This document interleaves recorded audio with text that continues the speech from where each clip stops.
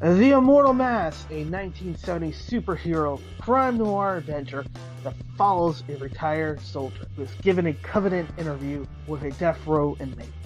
What he learns from the interview thrusts him into Atlanta's shadowy underworld. He'll have to utilize his military training to survive from being hunted for the information that could topple the most powerful ruling class in the city. This is not a pre-order or a crowdfunding campaign. Get your books now at denali's.com. First world, come in and take a seat.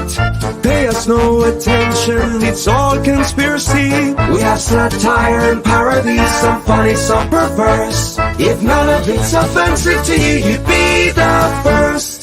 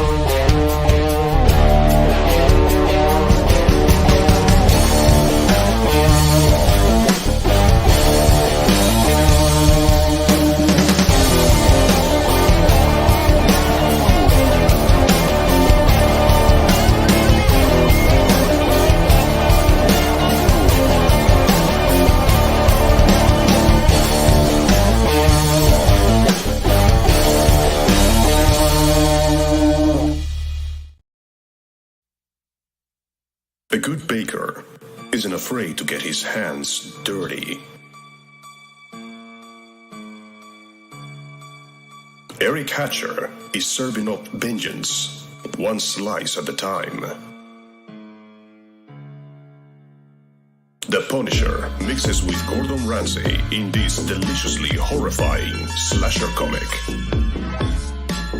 Eric Hatcher's family is slaughtered, his bakery ruined, his body and mind broken, but he still has his hunger for revenge.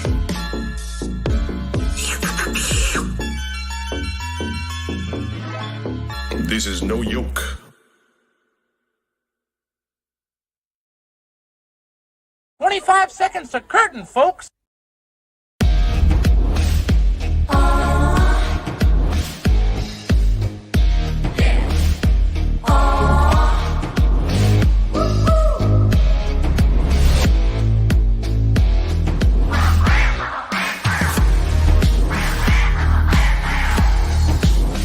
Your favorite podcast, it's Critical Blast. Ladies and gentlemen, the ever sanguine Ali Sanguis.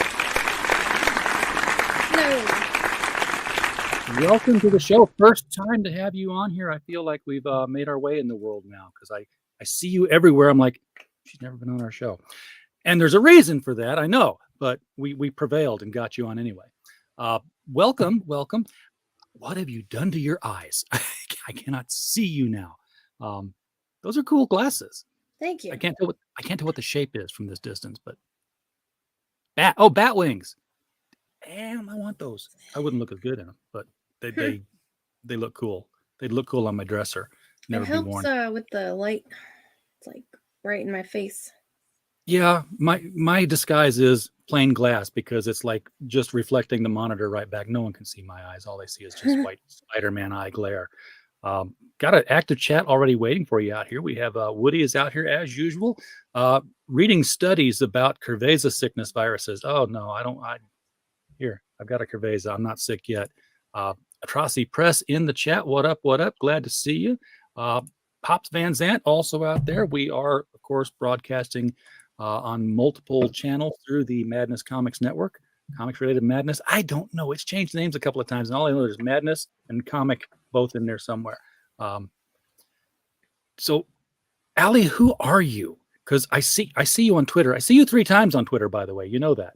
Well, two of those are people who are impersonating me, and Twitter won't delete the profiles.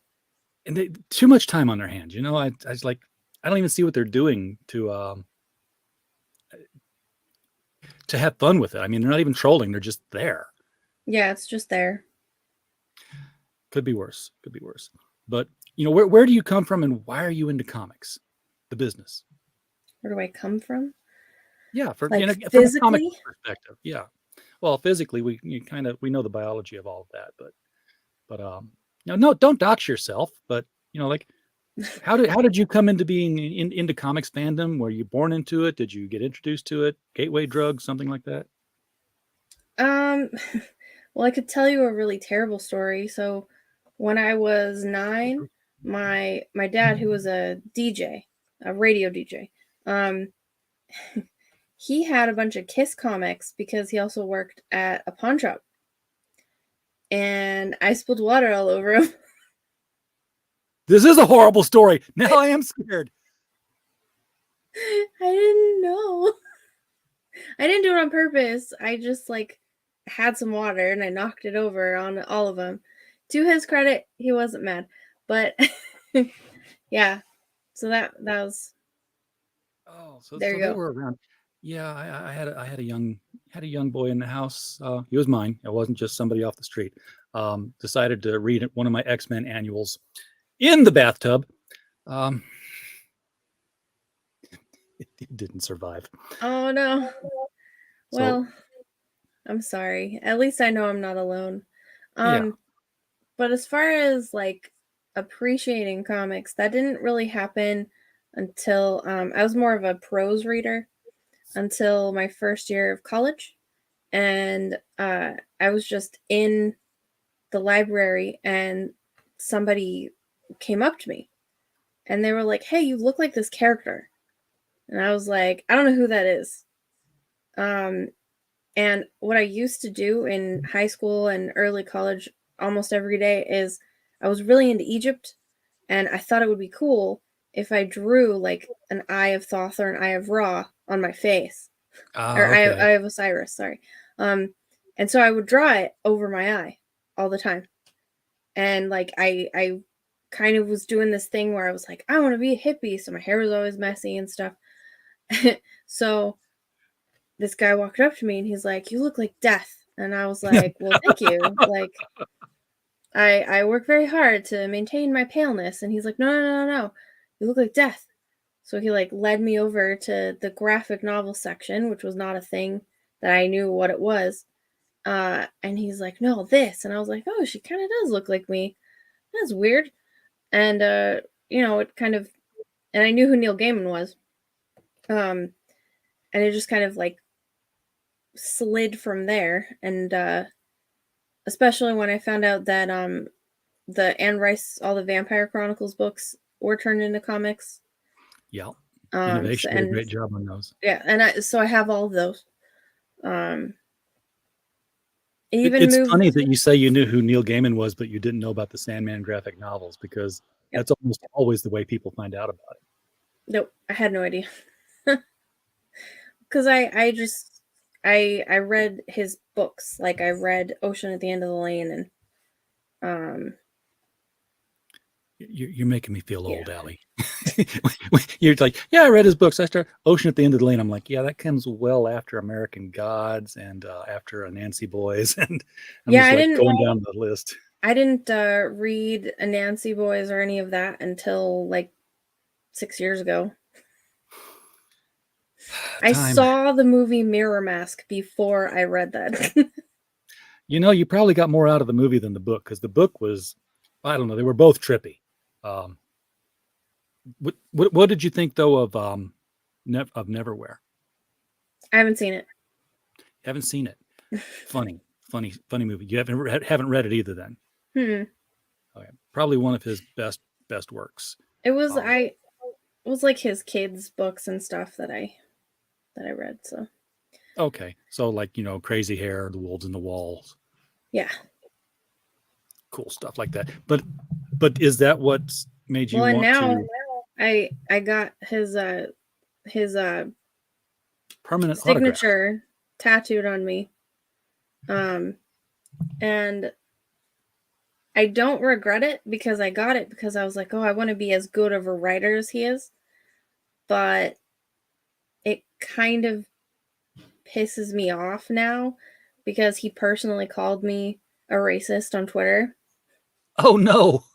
And You go, hi Neil. Hi. I'm the racist. well, yeah, and people accuse me of not being a real fan because you don't know about it. I was like, excuse me. Yes, I do. And yes, I am. Like, hello. But just because you don't know everything in fandom does not mean you're a real fan. That just means you're not a trivia geek. well, at this point, I do know everything about Sandman. It just started like a couple decades late because it was 2005 by the time anyone told me about it. Yeah, you had to have the chance to become a fan. So I don't know. And there's still things about Sandman. There's a really great anthology. Leslie, I can't remember his name, but there's an annotated Sandman, and he basically it's all the books. Yeah, but I he's know. dissecting all the panels. I have them, and you know what's hilarious? I got them after the crappy show came out. You Guess know? how much I got them for? Still in the wrapping. I'd say at least $25 a piece. I got each of them for $5. Oh, okay. So that's the Leslie Klinger stuff. I still need to go out and get at least issue number 2 because he emailed me years ago because I had a book out called Alice's Journey Beyond the Moon, and he's like, "Hey, this is from the book." I'm like, "Yeah, I know. He knows. It's his. I got his, call out from his blog on my banner when I sell the book. So I've got a mention in the book Cool. of the annotated Sandman thing, and I've never added it to my ego collection to say that's me. There's something moving Why? behind you. Do you have a critter? Yeah, that's my dog.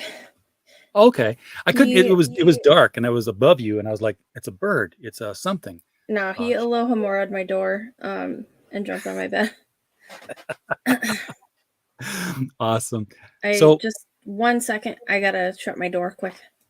Well, we'll do that. And he knows how to open it, but he doesn't know how to close it. Dumb dog. Come on. It goes both ways. Oh, your buddy. Animals and entryways.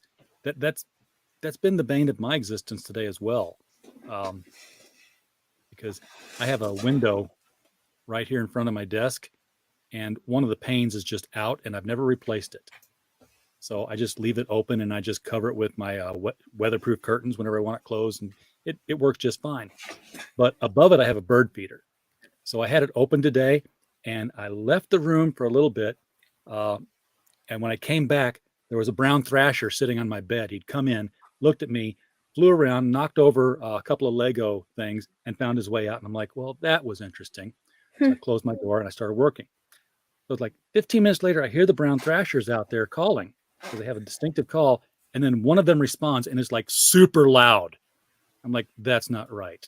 So I got up and I opened the door, and there in the living room was another brown thrasher that had gotten in earlier with the first one that I hadn't seen, and flying around the living room, beating its way against the windows. I'm like, stupid bird. So I opened the door. He didn't fly out. I think he came back through here and flew out the window because he's gone. He's either gone or he hit something too hard and he's behind the refrigerator, and we'll smell him in a month. Yay. Yay, dead bird. No, I think he's fine. I think he got out the window. But that's not what we're here to talk about. We're here to talk about comics and your entry into them. So at some point, you looked at these things and said, I could do that.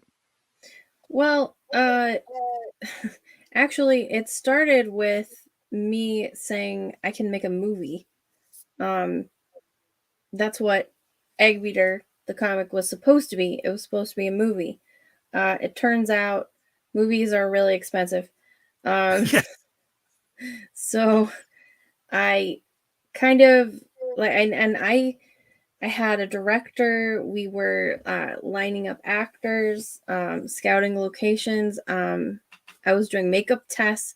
I have a theme song done, but it just wouldn't work out. Like, it wasn't coming together, especially financially. So I was like, well, I really want to get this out there. Like, I believe in this. I want it out there. There is something that's a little bit like a movie that I can put it into. It requires changing up the script, obviously, because there are things you can do in a movie that just don't quite make sense in a comic. Right. Like you can say, "Oh, the sweep across the forest" or whatever, but you know, in a comic, that's a splash page. So, Yeah. The splash page with the text at the far right lower corner, so that your eye actually sweeps across and finds. Right, exactly. So all it really required was changing up some of that, and then I condensed a lot of the dialogue, so that it's not just like slogging through a bunch of dialogue. Because you can say things in a movie fast or slow, but Right. like Comics people, is a compressed medium. Yeah, people. It hurt, but I was Kill those darlings. Yeah, I was acknowledging that it's a visual medium, so people are going to want to see the images more than they're going to want to see my wonderful puns. Well, and the movie's not dead. Let's be clear about that. The movie is on a shelf while the waters are tested with a comic book. Sure, I'd be open to it. The only thing is I'd have to have creative control, because I wouldn't want anything woke to happen to it, especially just take the Netflix money and run. No, absolutely not. Like, I would rather die penniless, quite honestly, than have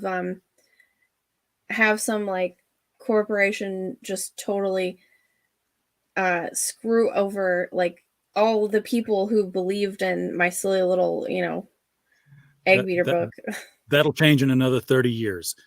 Because I'm reminded of Alan Moore when they did League of Extraordinary Gentlemen, and they went to Alan Moore and they're like, what did you think of this League of Extraordinary, this horrible movie if you've never seen it? I have seen it, but it's been, I think I only saw it when it came out. Yeah, you have a submarine the size of an aircraft carrier making right turns in Venice. It was just 90-degree angle sharp turns, and they asked him what he thought about it. He's like, well, what am I supposed to think about it? Somebody came to me and said, we'd like to make a movie coincidentally with the same title as a book you did, and here's a bucket of money. He's like, I took it and that was it. I'm not Alan Moore, so. Oh, good. We don't need another one. I mean, have you seen his scripts? Yeah, it's 11 pages for the first page of Watchmen. 11 pages of text. So, yeah, they're and it's in all caps. And it's like screaming. I have the utmost respect for any artist who has worked with Alan Moore, because damn. Like, yeah, because wow. Brian Bolland had to figure out, was Brian Bolland, right? Yeah, it was. That in chapter 5 of Watchmen, he's like, okay, I got to make sure that my panel layouts are a Rorschach design for every layout that's in there. Even though no one's going to know it unless somebody tells them to go to the center of the book and then lift the pages and look down, and then lift the pages and look down. And it's a Rorschach of panels, and it's a Rorschach of the activity in the panels. It's always mirrored. And it's like, who reads scripts anyway? I'm sure until recently, probably not very many people even knew what a comic script looked like. But I mean, you can see them now, and it's fairly obvious. I mean, Neil Gaiman's scripts are a mess too. He is a terrible scriptwriter, just awful. Well, because they're really not writing a script. They're writing a letter to the artist saying, I want you to kind of do this. You remember that thing where this happened here? Yeah, kind of get that feel into it. That's not a script. That's an email or a message or a letter. Yeah, and I can't imagine being an artist and trying to work with that. It sounds obnoxious. I worked really hard to make sure that I gave my artist only what he would need, and not a bunch of stuff that was going to annoy him or take more time of him reading stuff. Like, I was like, here it is. That's all there is to it. If you have questions, let me know. Yeah. My script for the artist was also very terse. He's like, what do you want here? I'm like, I don't know. What's it sound like to you? Well, it's worked out better when I micromanage less. Yeah. That's true for so many things. Yeah, I have a vague idea of what I want, but usually if I micromanage it with an artist, what I get is what I asked for, but it's not great. Yeah, it's missing that je ne sais quoi that another input can throw into it. Yeah. More people in the chat here. Mr. Yanafui said, I don't want to scare you, Ali, but you have a bug on your face. Those are bat wings, Mr. Yanafui. Those are, get hip, man. Get hip. Woody says, I'm old. To me, Sandman is a 1954 Chordettes song. Well, yeah, I did. Me too. And a great one at that. I love that song. I have that on vinyl. Oh, man. Now you are really reaching back to have it on vinyl. Well, it was my grandma. She had on a little 45, and she gave me all her 45s. So do not part with those things. Oh, no. I parted with all my albums. I had what they called 12-inch singles when I was in college. It was like a 45, but it was done on a 12-inch, and it played at 33. And it was like, it's the same song, but it's 15 minutes long. So it's like dance party mixes and stuff like that. Oh, yeah, okay. that was a thing at one time. You could get really long versions of these songs. Huh. And then, record players for a while were impossible to find. I'm like, well, these are never coming back. Let's take these to the Salvation Army. And then record players came back. Yeah, but like I wouldn't buy one of the new ones. I see Walmart selling them and stuff. And I'm like, I don't think I'd buy, a plastic record player from Walmart. The sound is going to be terrible. Yeah. And of course, and now they come with USB ports on them. So you can play your phonograph and record it into an MP3 at the same time. I want to take this really cool sound and make it completely less charming. That sort of defeats the purpose. If I want to listen to something digitally, it's already digital. It's already digitized. Yes, absolutely. That's why what I did start doing. So my record player is right here, and it's metal because it was my dad's, and so it's like it's an original, maybe not original, but it's like an older record player. It's a Yamaha FG Servo P550 automatic. Built to last. Yeah, and it sounds freaking great. And I started taking videos with my camera because I don't have a camera phone. I have just a regular recording camera. And you can hear even in the video, you can hear the difference. Right. Whereas if I put it digitally, it would just recompress it to digital and it would sound like it was already digital. Yeah, it's a lot of people love the digital for the convenience. And I don't know. I think the same is true of digital comics. Something gets lost when you're reading a PDF of a comic. And it's hard to define, but it's there. It doesn't feel like you own anything when you have a large digital library. I can turn off my computer and I still have all my books and music. Yeah. So far, I know a guy who's, a huge book collector because he's of the mind that paper media is going to go away someday and then we won't be able to trust anything. And I sent him the story this week. I'm like, when you're getting that paper media, get the old stuff because they're rewriting Roald Dahl now. Yeah.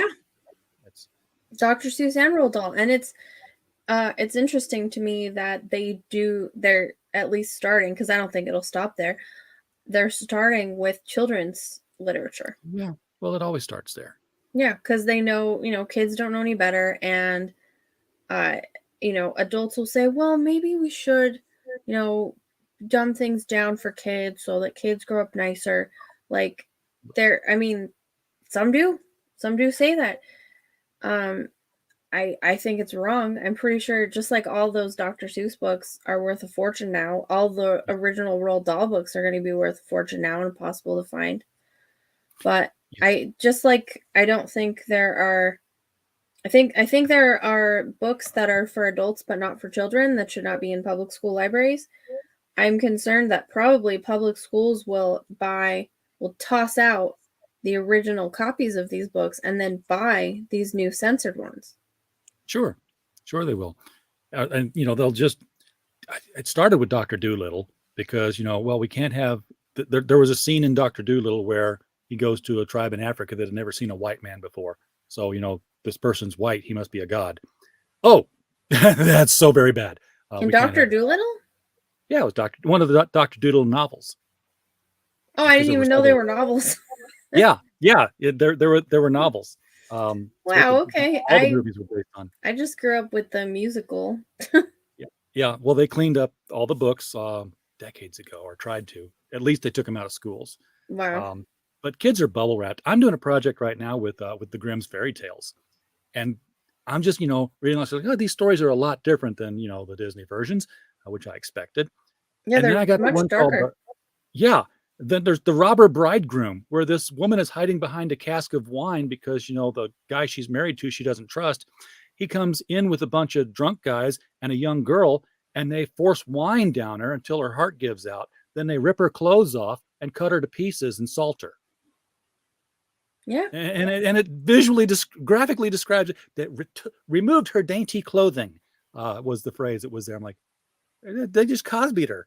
And it's in there's a reason why Grimm's fairy tales, or those are the ones that are collected, right? Yeah. There's a reason why they had dark stories for children, because they were memorable. Kids would remember them, and they all had a lesson. And it made it stick, It was like, this is a scary thing that could happen, so don't do this so that this doesn't occur.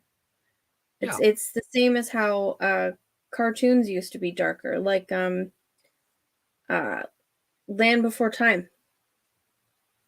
That is a very dark cartoon, but it could presumably help a child deal with stuff like death.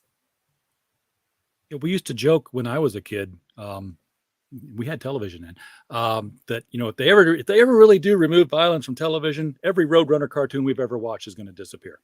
And sure enough, they've gone in and censored the old Warner Brothers cartoons to remove a lot of references from it.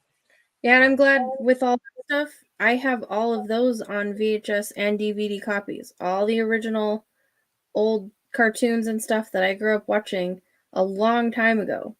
Like my dad picked up a whole set of VHS tapes and DVDs, later, because they started releasing them in like big collections at Walmart.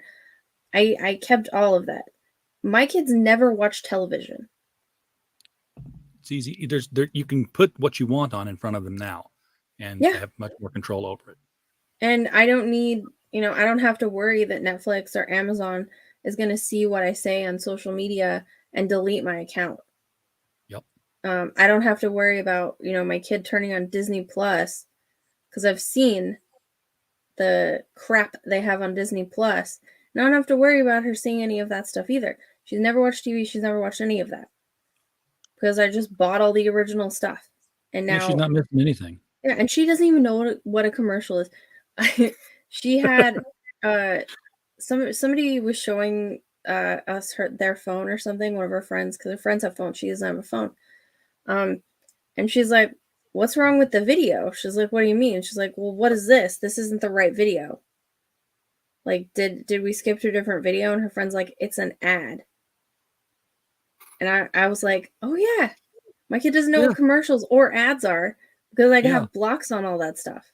The one thing she's missing, even though she's getting all the classic stuff, is she doesn't have the feeling that comes with knowing that Rudolph the Red-Nosed Reindeer is going to be on Tuesday night at 7 p.m. on ABC.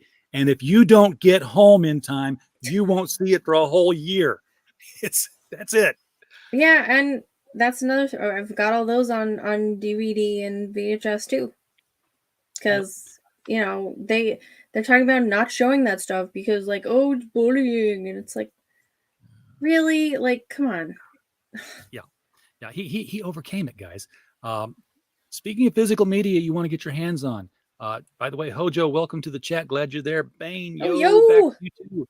And that's his Ray bone. Haylock, Tubbs web guy. That's his bone. Bone, Bane. Yeah, damn my eyes. Don't get old, Allie. It sucks. It really does. Ray Haylock, Tubbs web guy. Yo, what's up? Yeah. So I'm watching this. I'm looking at this book. I'm like, I love the concept of this book, but I'm trying to put my finger. So what's the elevator pitch here?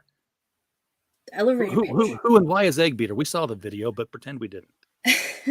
So, EGGBEATER, Eric Hatcher, he was a man who had a wife. She was sick. They have 2 kids. They live in a little apartment above their bakery. But a new gang has moved into town. They every month, he had to pay. They were extorting him for protection, and now they want him to pay again because they have a new boss. Well, he refuses to pay, so they come later and burn everything down, burn the bakery, burn the house, and kill his wife and children, and then leave him severely disfigured. They pour boiling donut oil on him, so now he's lost his business and his family, and himself. He's all messed up, and so he goes crazy and creates, using the implements of his trade, an arsenal that he can use to go and wreak revenge upon these people who have ruined his life. All 13 people, so a baker's dozen. A baker's dozen. I love that. Nice little touch there. Yes, because all 13 of these people, They all deserve to die. Absolutely. that's And that's Mo Biggs. If you know who Mo Biggs is, he actually I have many coffee cups with his name on them right behind me here. Oh, nice. Yeah, he full of drew No the Bugs parallel and said the demon baker of sweet treats, and I was like, oh, it's perfect. I should have thought of that. And so he's letting me use it. So yeah, it's a callback to vintage horror, when it was good and had no apologies, and comedy and horror go really well together. So Yes, they that's do, actually. why the puns are there. And there's a lot of darkness in there, but I hope that I've added an amount of comedy and a little bit of hope even to it to make it more human. You have to have that mix. I mean, no Arnold Schwarzenegger action movie death would be the same if there wasn't a line that went with it. Ash and the Evil Dead wouldn't be as memorable if it wasn't for the goofiness that would come out of his mouth every now and then. As things were going Absolutely. crazy. And the second Evil Dead 2 is the superior of the loose trilogy anyway. What do you think of the series? I hate the last movie. No, I mean there's like a series on the TV show. I didn't watch it. I tried to. I'm like, I'm just not getting it. I think maybe I should have stuck with the movies.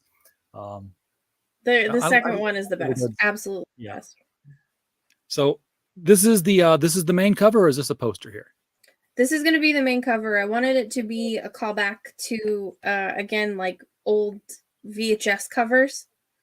I did a lot of scrolling through old horror movie VHS tape covers, which admittedly I had to look online because most of the stuff I have is not horror.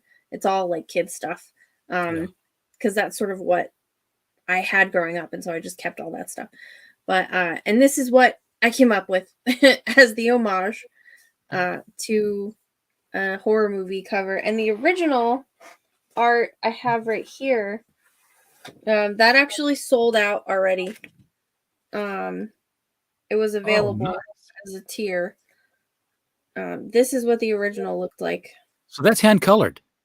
Yes, everything. Whoa, my earpiece is coming up. Everything, this whole book is going to be on actual paper. So in the end, I will have a stack of this. Yeah. That is for every single page. So you know what that's called? Having things to sell. I don't know if I could bear to part with. This was the only thing I could bring myself to part with, and I kind of didn't even want to do that, but I was like, I have to, offer up something. But maybe it's so dear to my heart that I don't know if I could ever actually part with it. But I don't know. Who knows? But yeah, this is the original. Everyone who backs that second, I believe it's the second tier, gets the signed book and 2 prints. This is one of the prints that you get.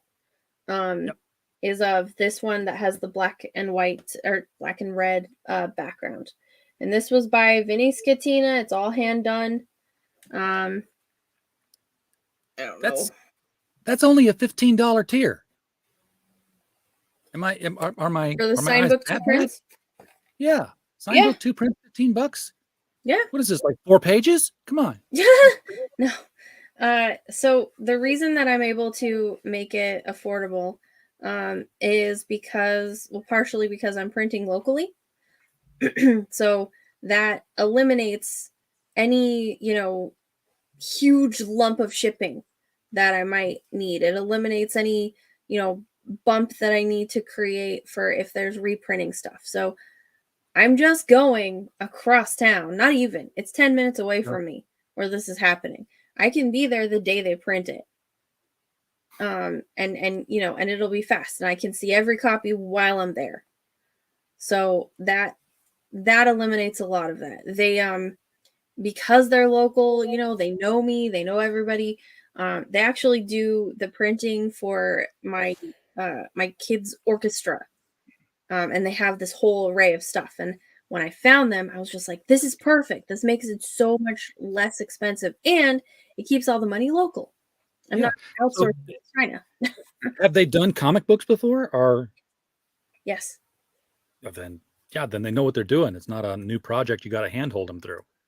They've been in business for like 40 years. So yeah, there's a lot of printers around me, and I tried to do local business with them for our last hardcover. We did a hardcover version of our last book, and I was looking all over the place. I finally drove to the place that would never return my calls, and they're like, "Oh yeah, the guy who runs our hardcover machine had a heart attack. He's in the hospital, and we're not even taking any orders right now." I'm like, "Okay, that's all I needed to know." And Ingram Spark it was, but. Yeah, Comics Mate's in the house. I'm gonna let you finish. I'm just here to egg you on, be a good baker, and shell out for some extra special. Oh, thank you, Dean. DJ in the house. That's a lot, Comics Mate. Thanks, man. He knows that I love it, though. I freaking love puns. That's another thing. Like, I wanted to make sure I would enjoy writing this, because I don't much enjoy writing scripts. I usually find it tedious. I don't like having to do my own formatting. I'm an editor. I love doing formatting for other people, but I don't like doing it for myself. So I was like, I need to make sure that I can enjoy it. And coming up with the puns and interesting ways to kill people with baking stuff is how I've been able to still make it enjoyable. Because, like, you read a Neil Gaiman script, you read an Alan Moore script, and it doesn't really look like they enjoyed what they were doing. Like, it looks like it was kind of painful, and they were maybe even angry. Like, Alan Moore scripts are very kind of scary. But if you read, like, a Chuck Dixon script, you can tell he enjoyed every moment of that. He is having a blast writing, whatever he's writing. Nightwing, like, whatever. So that's kind of what I wanted to go for. It was like, I want to make sure I'm having fun, because then I know, or at least I have a pretty good guarantee that my artist is going to enjoy himself, and then the reader is going to enjoy themselves. Yes. If you want your reader to have fun with your story, have fun with your story. Yeah. If you're not liking it, then there's a good chance they're not going to. So, and I freaking love EGGBEATER. Yeah. This is my baby. It's so long in coming. It started from a place of whimsy, and I don't want to lose that. Even though, I was like 20 when I came up with this, maybe not even though it's that, I still don't want to lose, like, the silly and the whimsy and the, morbidity that was there the first day that I came up with it, when I was just messing around in art class in college. Well, folks, while we're talking about the book, I want to direct your attention to below the video. There is a link to the Indiegogo, so you can click that. Go there. It'll be in a separate window and everything. You'll still get to hear Ali talk about the book. Go out there and pick a tier that's right for you. Throw some money at this thing. Whisk your copy away. Let's see what I tried to do it for a baking pun there, and it fell flat. No. It was close. It was close. It was a little unleavened. Flat counts. Yeah, there you go. Flat counts as one. I'll put it there. And whisk too. It's all right. You took a whisk. Yeah, I took a whisk. See, you're way better at this than I am. It's okay. Puns and we belong together. Well, I used to be an incorrigible punster, and I needed no encouragement. But it's the brain gets older. Hello, Grant. The tiers here are just they're incredibly inexpensive, and I really think that you're going to have no problem at all meeting your goal and surpassing it. Grant, good to see you, man. Grant was here last night. Well, I worked really hard to make it that way. I had a financial person go over everything. It's true, I'm not going to make much money myself from it, but that wasn't the goal, really. The goal is longevity, so I want to be able to make more. The next one is a zombie book. There's an option where I'm going to make like a pseudo trilogy with some other tradesmen doing, other things where they all like have their own Is there a butcher and a candlestick maker in the works somewhere? I mean, theoretically. Okay. I Hockey drew some Hockey who did my cards, my trading cards. He drew some like early concept art. And then also I wrote these like silly nursery rhymes that are really dark, morbid nursery rhymes about each of them.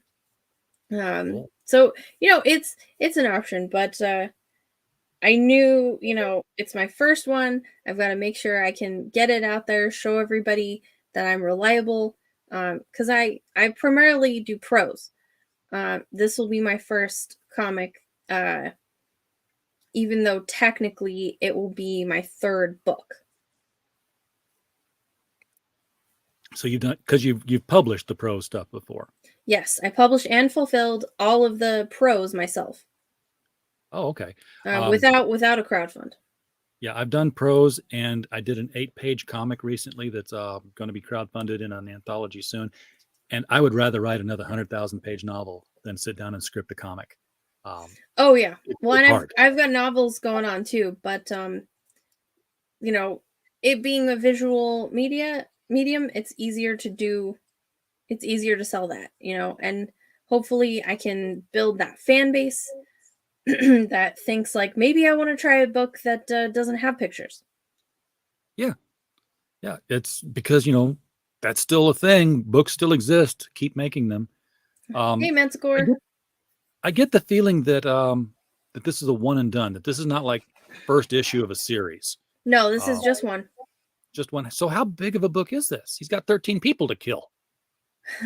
Currently, it's 24 pages, but my second stretch goal is going to be for 4 more.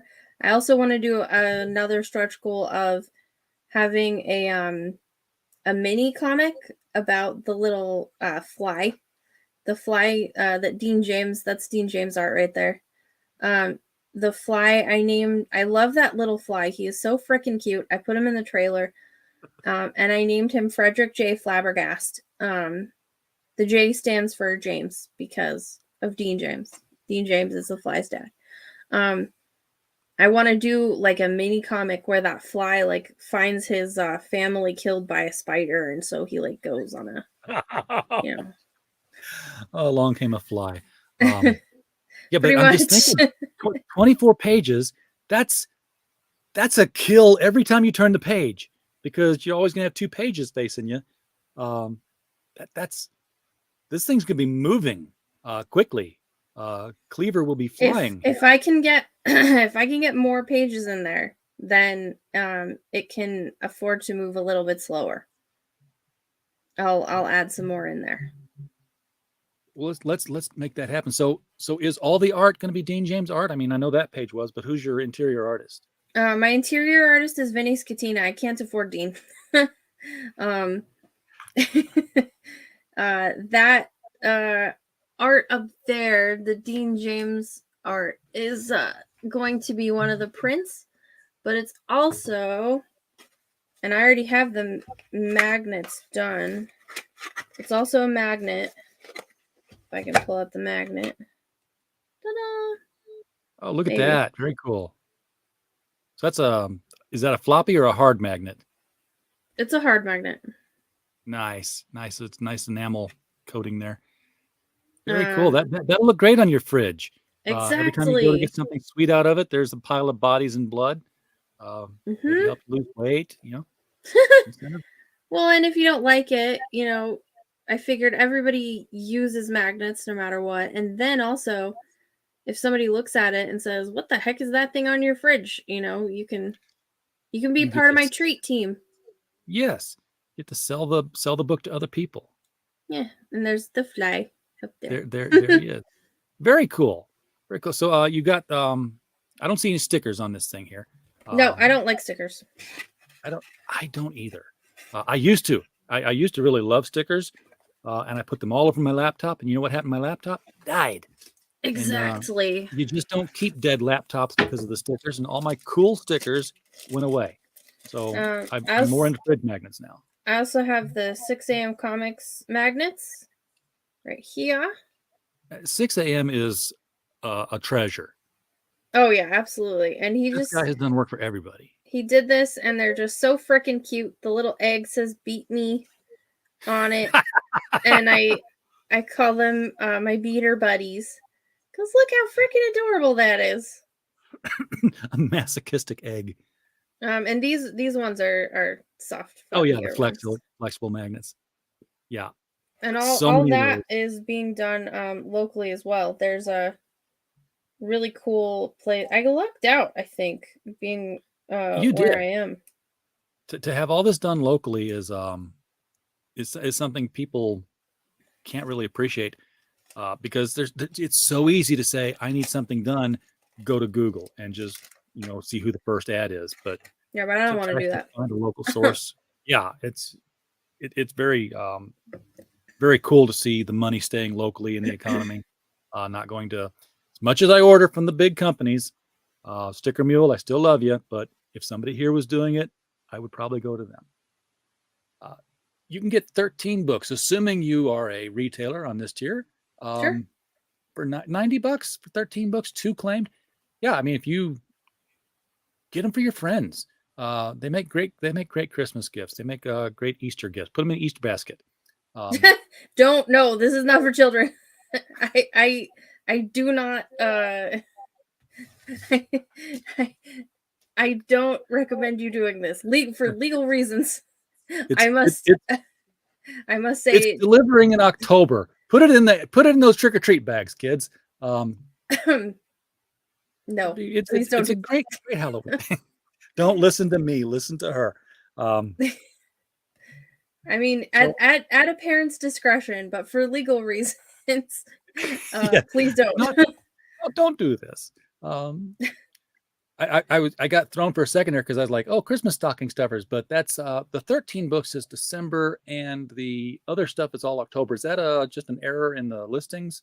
I just want to pad out the time to make sure I have the time. Okay. That's all. And then there's a hockey personalized book. You're gonna pay for this one, folks, but it's going to be personalized with artwork. No, the book isn't personalized. You get the book, and then you also get a hockey doesn't he doesn't really my thing came out. He's going to draw traditionally you getting killed by EGGBEATER as your own original art. Okay. And then you also get a copy of the book.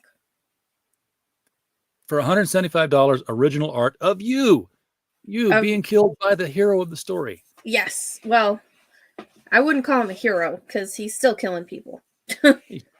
They deserve it. They had it coming. I won't jump they into only Chicago had themselves to time. Yes. Oh boy. If you'd have been there, if you'd have seen it, I bet you would have done the same. For legal Oh. purposes, again. It's a musical night. So, how far into the production is this so far? I mean, you've got a lot of time between now and delivery, but what's the pace look like so far for page production? It's all written. Pretty much just and I have 12 pages totally done.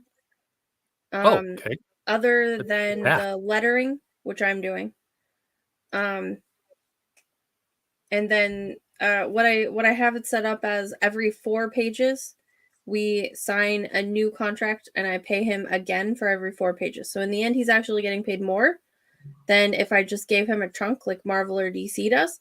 And Right. also, if for whatever reason, I wouldn't, but if for whatever reason one of us decided that we didn't want to work on it anymore with that person, then it would be easier to terminate the contract.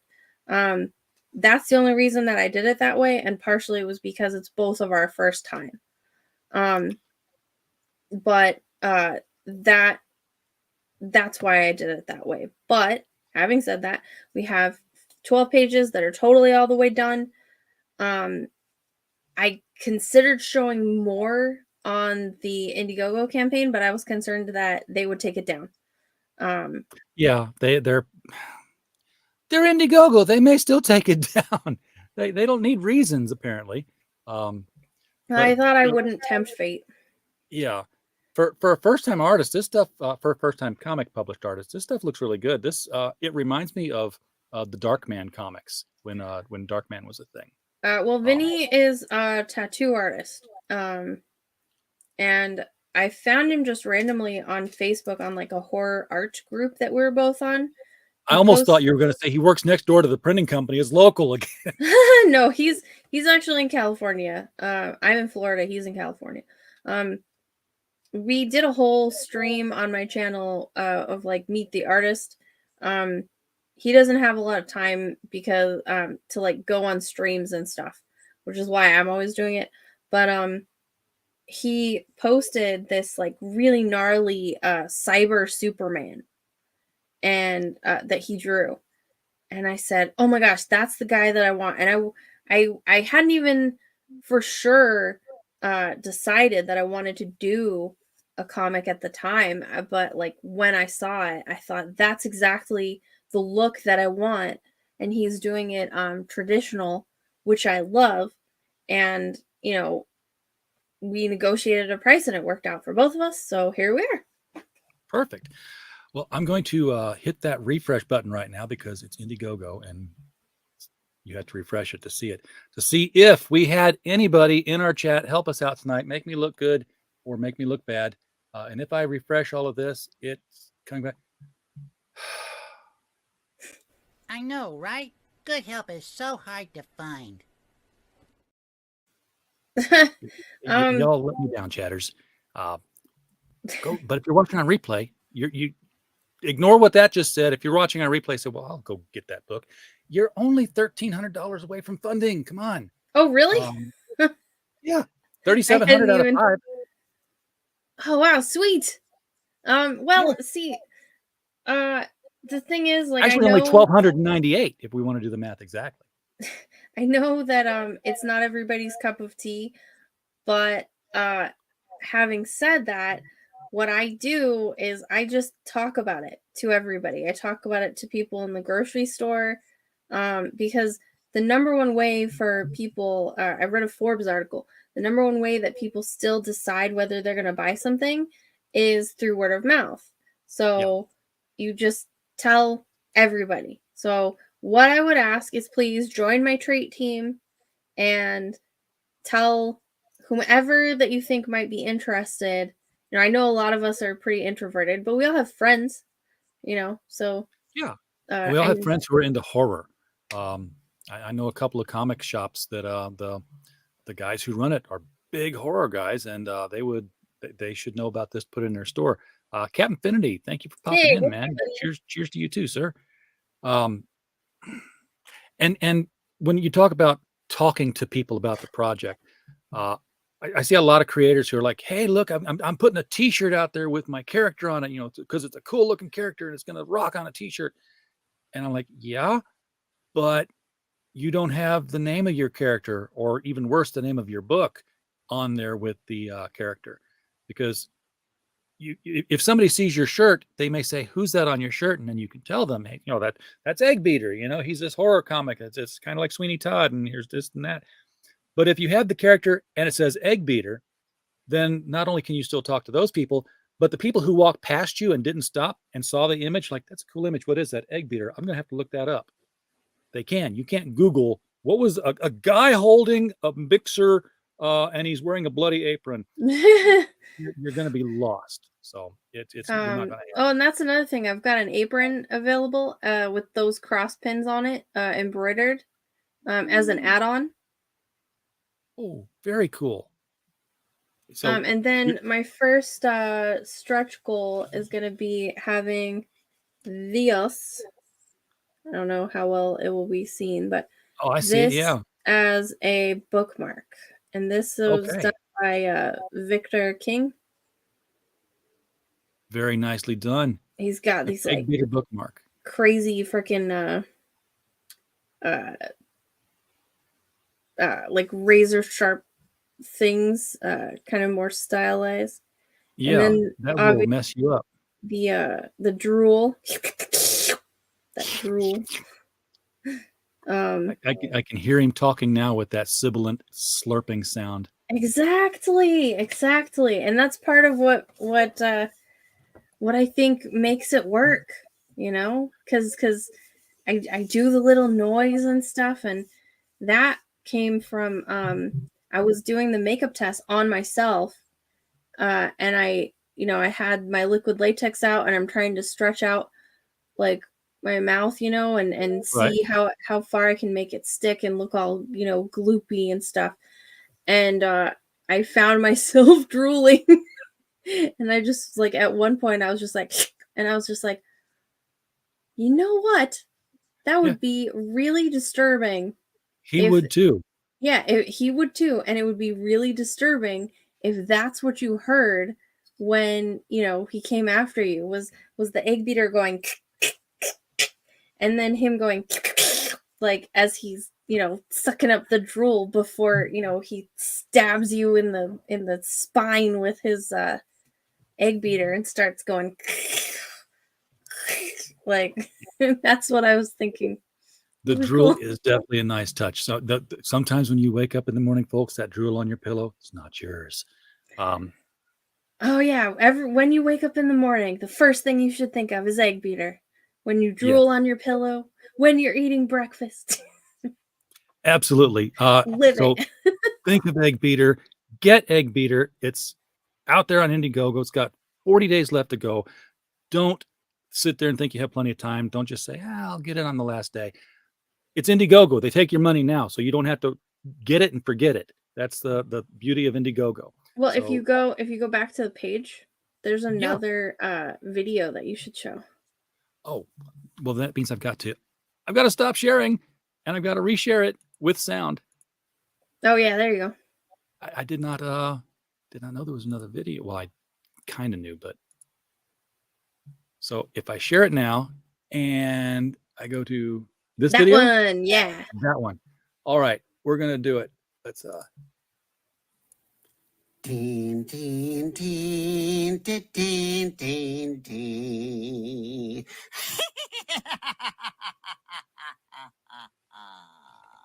Hello, boils and ghouls. It's your old pal, John Caicedo, the voice of the Crypt Keeper.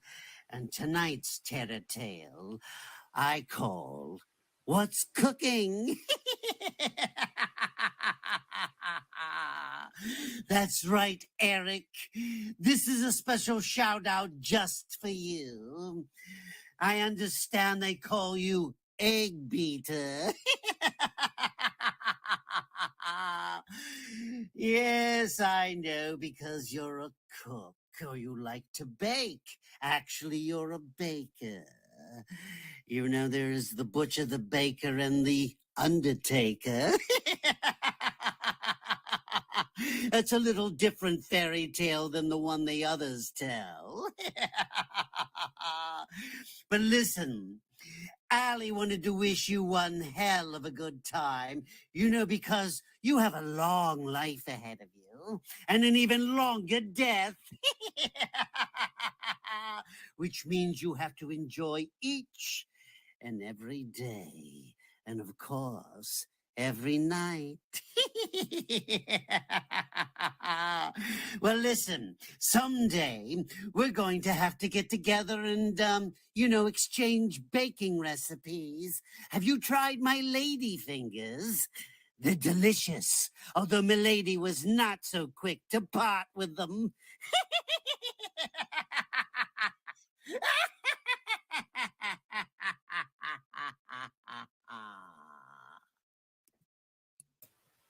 Okay, that was cleverly written. I don't know how Cameo works entirely. Was that a script you provided?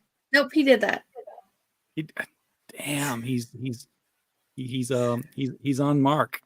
So, what? Dang it! Why can't I get rid of the screen? There we go. No, I just gave some info on EGGBEATER, and then he did all that stuff.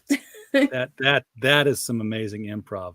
The Butcher, the Baker, and the Undertaker. That was well. I mean, he's brilliant. been doing that since before I was born, so he better be good at it. Yeah, but he was like, he's the actor, but he was provided lines. But apparently, he had some input into those lines. Oh yeah, because he's good at it. Damn. Well, I think there was even an episode that was about like a cook or something, so that probably helps. But yeah, he was freaking great. He was super cool. Allie, thank you so much for taking our invitation on and coming on the show. I know we didn't boost your campaign much as we wanted to. We tried to, but I do. Well, people always watch the replay. They do actually. Amazingly enough, they do watch the replays here. I'm just glad that people seem to like it as much as they do. Like that's pretty freaking cool. It looks like a fun book. So best of luck with it. You're not going to need it. It's going to fund. Hopefully it's going to overfund. You got a lot of time. That last week is when things really take off. I don't think I'll stop being nervous until I'm done fulfilling. Oh yeah. When 2 weeks after fulfillment and nobody's come back with a return address missing, you're fine. It's when those returns come in because somebody didn't change their address. Those are a pain. I hate those. Anyway, folks in the chat, thank you so much for being here tonight. We don't have a show without you. We're just a podcast falling in the woods otherwise and making no noise at all. And as always, while you were here, we just hope you had a blast. Good night, everybody.